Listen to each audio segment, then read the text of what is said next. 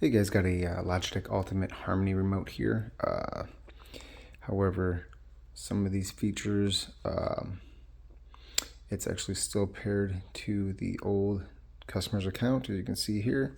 So we're going to do a factory wipe. All we have to do is hit the menu and off button. We're going to hold it.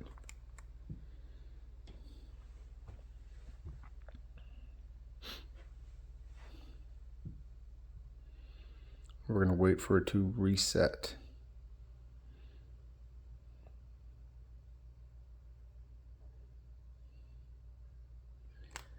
There we go. Now, once we see that, we can let go. And now this is going to wipe all those settings, all the devices, all the activities that were programmed on this remote. This is going to wipe it all. And then we'll be able to use our hub here.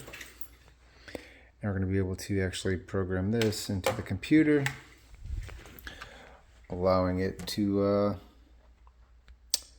update the hub and then enter all the information. So stay tuned.